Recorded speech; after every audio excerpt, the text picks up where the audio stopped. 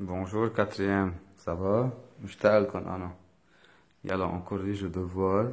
Je profite du dernier exercice de devoir pour introduire un nouveau chapitre. C'est la racine carrée d'un nombre. Ok? Donc, je commence par la correction de devoir. Et l'objectif là, c'est de résoudre une équation, soit du premier, soit du second degré. C'est pour cela, à chaque fois, une demande de résoudre. Il y a un sous-entendu, une demande de préciser le degré de l'équation, puis il faut la résoudre. Ok? Donc, pour la première équation, c'est 3y moins 2, le tout facteur de 2y moins 6 égale à y moins 3. La première étape consiste à préciser le degré. Pour préciser le degré, on développe mentalement. En développant, on doit avoir 6y au carré quelque part. Donc, l'équation est du second degré. Donc, comme l'équation est du second degré, alors notre objectif, c'est faire apparaître la forme a fois b égale à 0 suivant la stratégie égaliser à 0, factoriser le nouveau premier membre. Une fois on trouve la forme a fois b égale à 0, donc soit a égale à 0, soit b égale à 0. Pour la deuxième équation, c'est 3x3 ou bien moins 3x3 égale à 2x au carré. Donc on a une équation du troisième degré. Alors, quel est notre objectif? Objectif, c'est faire apparaître la forme a fois b fois c égale à 0. Donc, je commence par résoudre la première équation. On a déjà proposé qu'il faut commencer par égaliser à 0. Donc, 3y moins 2, le tout facteur de 2y moins 6, moins y plus 3 égale à 0. On passe à factoriser le nouveau premier membre qui est formé de 3 termes qui n'ont pas un facteur en commun. On peut faire un petit regroupement pour faire apparaître le facteur commun en regroupant les deux derniers termes en un seul terme en factorisant par le signe moins. S'il vous plaît, vous ne pouvez pas ajouter les parenthèses. Donc moins facteur de y moins fois combien c'est plus 3, c'est moins 3. Alors, on souligne les termes de nouveau. Est-ce que les deux termes ont un facteur évident? Non. On peut faire apparaître un facteur en commun? Oui. Pourquoi? Car en factorisant partiellement la 2y moins 6 par 2, on doit avoir deux facteurs de y moins 3. Voilà le facteur commun. Donc, c'est 3y moins 2. Le tout facteur de 2 facteurs de y moins 3, parce que comme on a a fois b fois c, on peut écrire b fois a fois c, hein, c'est 2 facteurs de 3y moins 2, le tout facteur de y moins 3 moins y moins 3 égale à 0. On factorise par le facteur commun, donc c'est y moins 3, le tout facteur de 2 facteurs de 3y moins 2 moins. Je vous rappelle, vous posez la question y moins 3 fois combien me donne y moins 3? C'est 1. Alors, je réduis rapidement. C'est y moins 3 facteur de 6y moins 4 moins 1, c'est moins 5 égale à 0. Voilà la forme a fois b égale à 0. Donc, vous trouvez que a égale à 0, alors y égale à 3, ou bien b égale à 0, et vous trouvez que y égale à 5 sur 6. Donc, les solutions de l'équation sont 3 et 5 sur 6. Pour la deuxième équation, qui est du troisième degré, on doit l'écrire sous la forme a fois b égale fois c égale à 0. On commence par égaliser à 0, donc moins 3x3 moins 2x au carré égale à 0, équivaut à, voilà le facteur commun, vous pouvez factoriser par soit moins x au carré ou bien par x au carré si vous voulez. Donc x au carré facteur de moins 3x moins 2 égale à 0. Mais notre objectif, c'est faire apparaître la forme a fois b fois c, car l'équation est du troisième degré. On intervient par la forme a fois b égale à 0. Soit on dit a égale à 0 ou bien b égale à 0. Je veux la faire. Donc, ou bien vous dites a égale à 0 ou bien b égale à 0. Donc, x au carré égale à 0 ou bien moins 3x moins 2 égale à 0. Là, l'équation, c'est simple, elle est du premier degré, donc moins 3x égale à 2, x égale à 2 sur moins 3, donc c'est moins 2 sur 3. Et là, x au carré égale à 0, le nombre qui au carré me donne 0. Quel est ce nombre? C'est 0. Donc les solutions de cette équation sont alors 0 et moins 2 sur 3. Ou bien, notre objectif, comme elle est l'équation du troisième degré, c'est faire apparaître la forme a fois b égale à 0. Comment j'écris x au carré alors? Je peux la remplacer par x fois x. Le tout facteur de moins 3x moins 2 égale à 0. Voilà la forme a fois b fois c égale à 0. Donc, soit a égale à 0, ou bien b égale à 0, ou bien c égale à 0. Or, les deux premières équations sont les mêmes, x égale à 0 ou bien x égale à 0. Donc, on écrit x égale à 0 et on résout la dernière, on trouve x égale à moins 2 sur 3.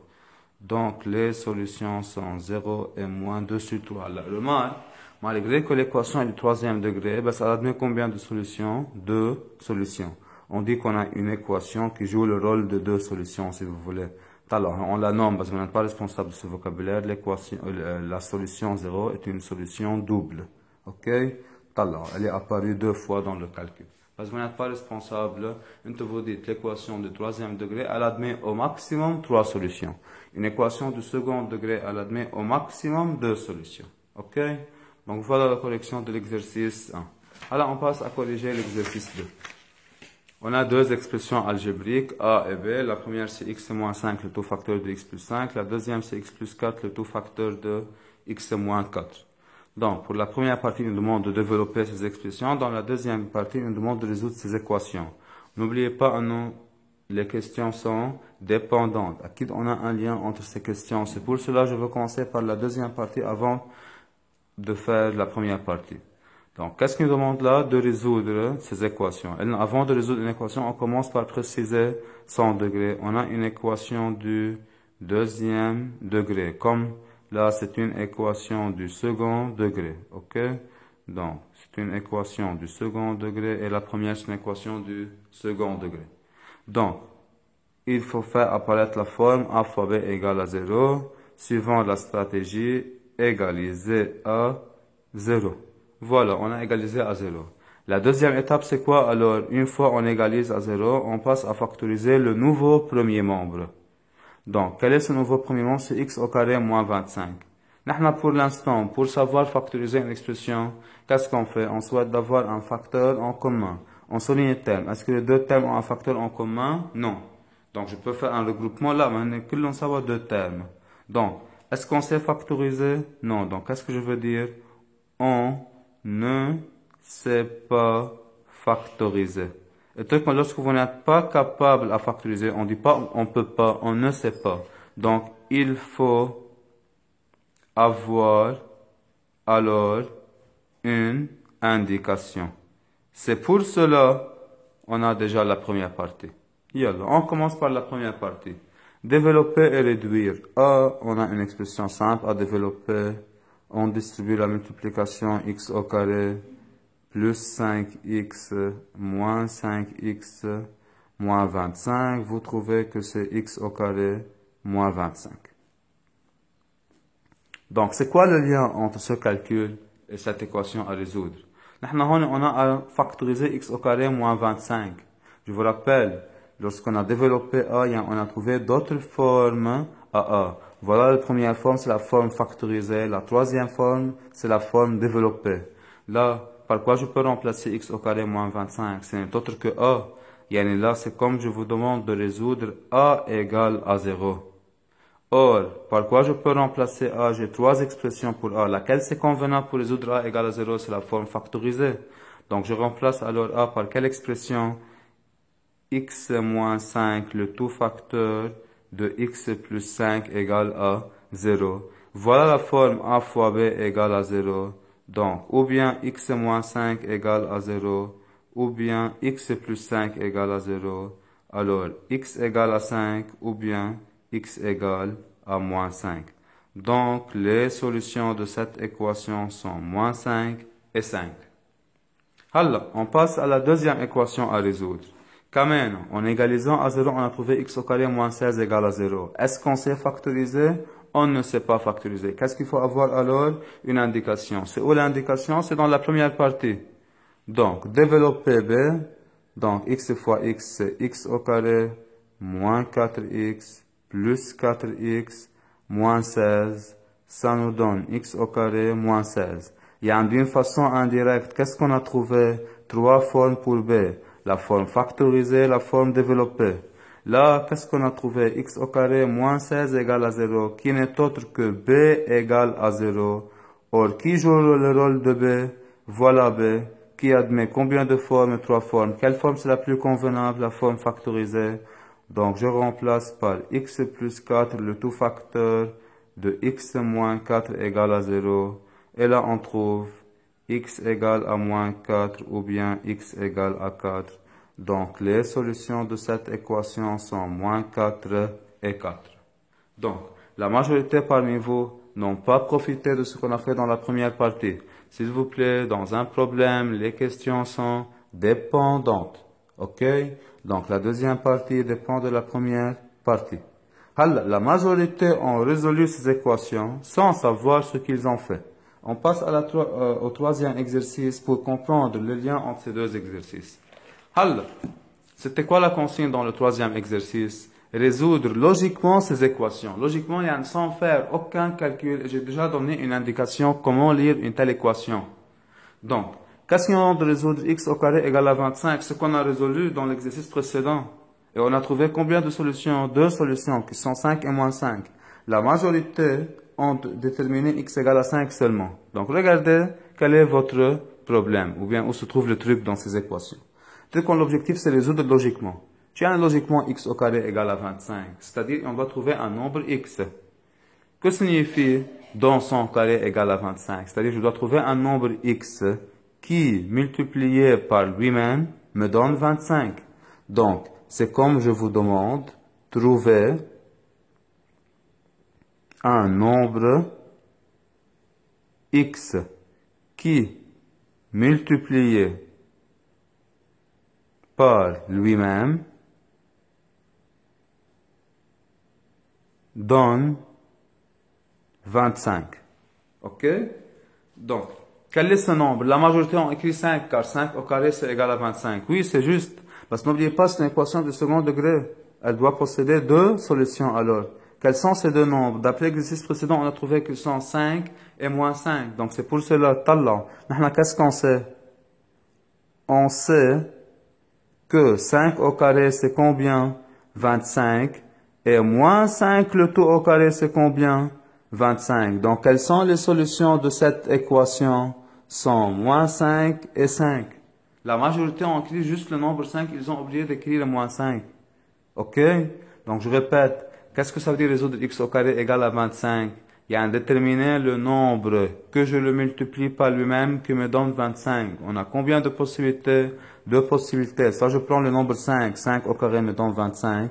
Soit je prends le nombre moins 5, car moins 5 le tout au carré me donne 25. On est là, c'est pareil. Déterminer le nombre dont son carré égale à 16, ou bien le nombre qui, multiplié par lui-même, me donne 16. Quel est ce nombre? Aslan, qu'est-ce que je dois faire? Je dois égaliser à 0 puis factoriser, parce que la consigne, c'est résoudre logiquement. Donc, quel est le nombre que je le multiplie par lui-même qui me donne 16? J'ai deux possibilités. 4 au carré, c'est 16. Moins 4 le tout au carré, c'est aussi 16. Donc, quelles sont les solutions de cette équation? Les solutions sont alors moins 4 et 4. Là, c'est pareil. Résoudre x au carré égale à 1. Je veux trouver le nombre que je le multiplie par lui-même qui me donne 1. Or, 1 fois 1, c'est égal à 1. Et moins 1 fois moins 1 me donne aussi 1. Donc, quelles sont les solutions de cette équation? Sont moins 1 et 1. Qu'est-ce qu'il me demande? De déterminer le nombre que je le multiplie par lui-même qui me donne combien? Moins 16. Est-ce que c'est logique de trouver un nombre que je le multiplie par lui-même et qui me donne une réponse négative? Là, la majorité ont bien résolu cette équation. Ils ont dit que la réponse c'est négative, donc c'est impossible de résoudre cette équation car tout nombre multiplié par lui-même est La réponse est positive, donc vous avez noté que S égale à vide. Donc voilà la correction de devoir. Et tel qu'on doit profiter de cette correction pour introduire un nouveau chapitre. Dans le nouveau chapitre, juste on doit apprendre une définition aujourd'hui. Ok? Donc, qu'est-ce qu'on doit apprendre en ce chapitre? C'est quoi la racine carrée d'un nombre? Donc, un nouveau chapitre, l'objectif c'est introduire la racine carrée d'un nombre qui est noté par exemple racine carrée de 16. Donc, on doit comprendre qu'est-ce que ça veut dire racine carrée de 16 et qu'est-ce que ça veut dire l'équation x au carré égale à 16. On a déjà résolu cette équation avant par deux méthodes, ou bien en utilisant une indication, ou bien logiquement. Logiquement, qu'est-ce que ça veut dire x au carré égale à 16? C'est le nombre x qui, multiplié par lui-même, donne 16. Or, on a combien de nombres dont leur carré c'est égal à 16? On a trouvé deux nombres. Les nombres sont alors moins 4 et 4. Donc, x égale à moins 4 ou bien x égale à 4. Donc, les solutions sont moins 4 et 4. Car, vous pouvez écrire car là. 4 fois 4, c'est combien? 16. Et moins 4 fois moins 4, c'est aussi égal à 16.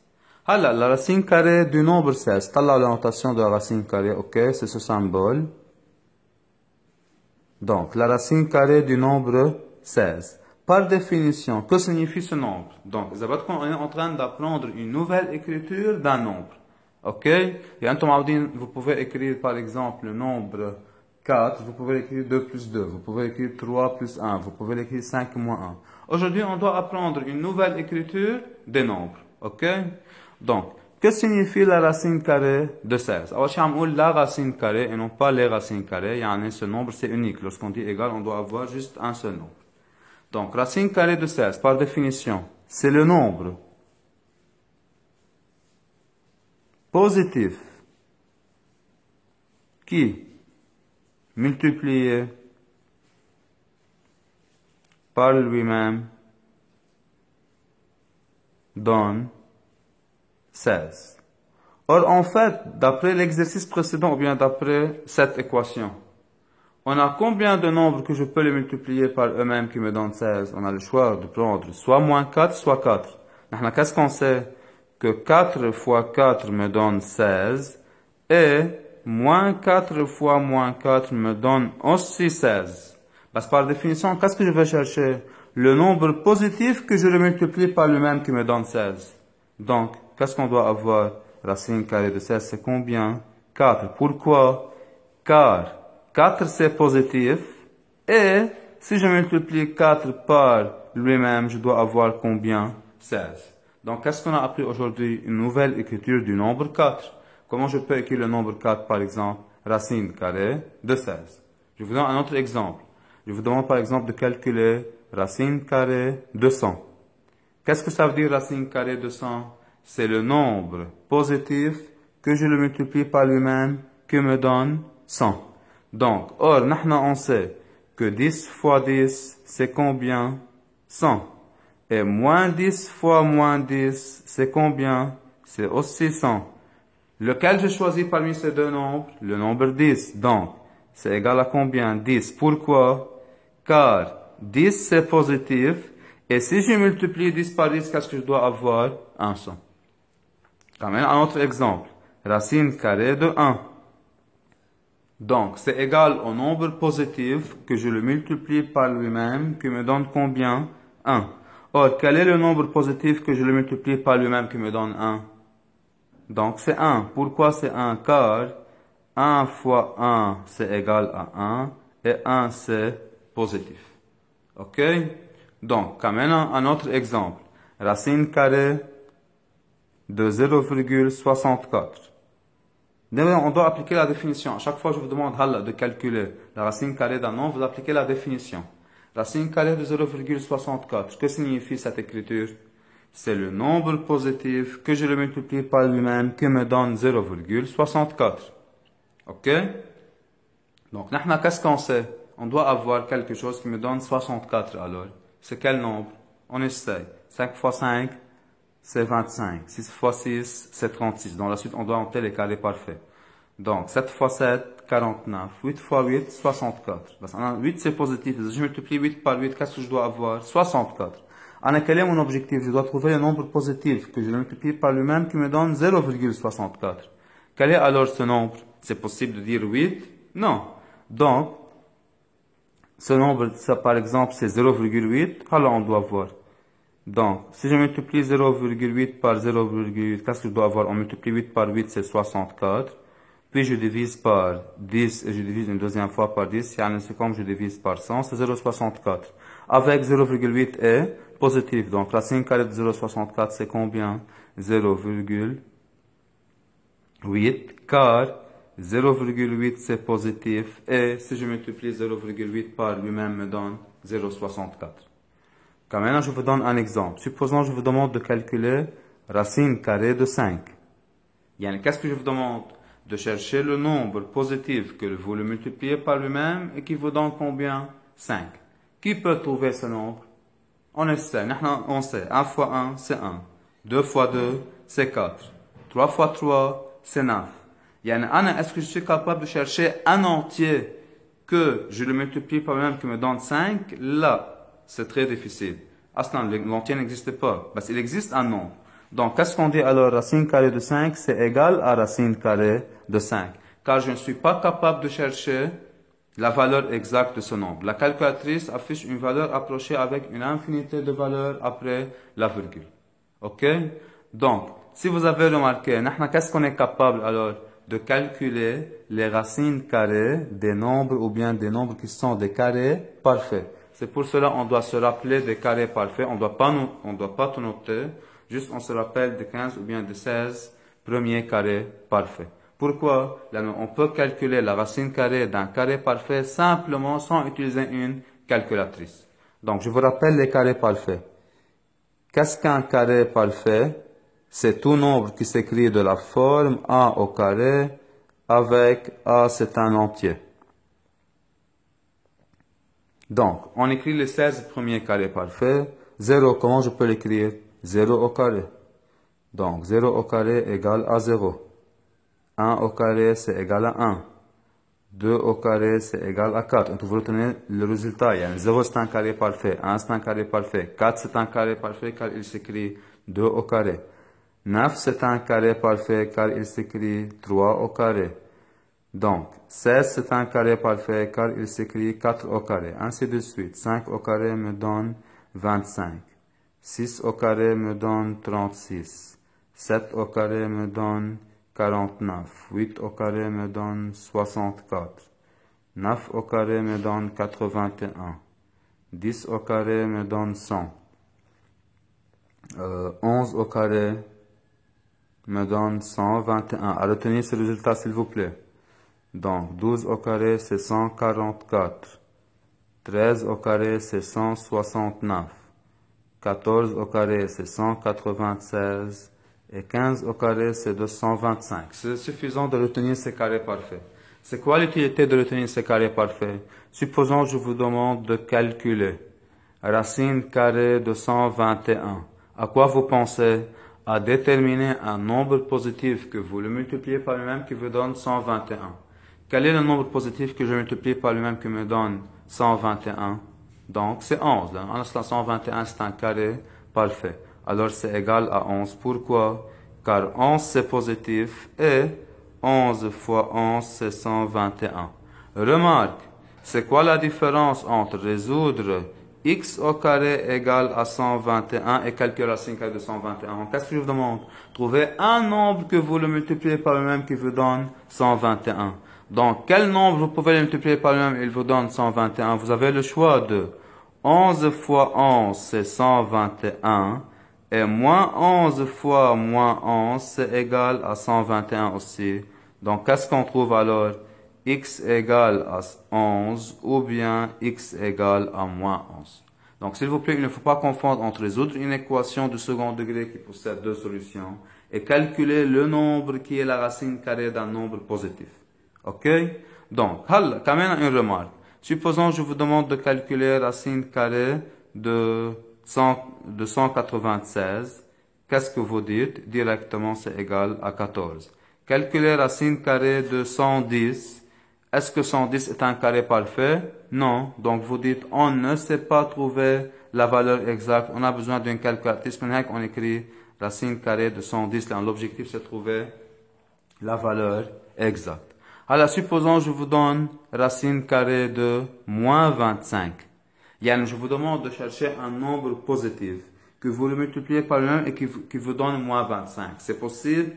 Non. Que tout nombre multiplié par lui-même qui me donne une réponse positive, oui ou non, ou bien le carré d'un nombre est toujours positif. Donc, est-ce que ce nombre existe? Non, s'il vous plaît. Là, c'est erreur. Si vous tapez sur la calculatrice racine carrée de moins 25, qu'est-ce qu'elle doit afficher? Erreur. Donc, c'est la deuxième fois, là, on trouve que la calculatrice affiche erreur. La première fois, la calculatrice a affiché erreur lorsqu'on a divisé par 0. Alors, si je tape sur la calculatrice 5 divisé par 0, elle affiche erreur. Non, on ne peut pas diviser 5, partager 5 en 0 personnes. Il faut qu'une personne possède 5. OK? Et le deuxième cas, là où la calculatrice affiche erreur, lorsqu'on écrit racine carrée d'un nombre négatif, enfin, racine carrée de moins 4. Qu'est-ce qu'elle doit afficher la calculatrice? Erreur. OK? Donc, conclusion de ce qu'on a fait. La racine carrée d'un nombre, OK, positif.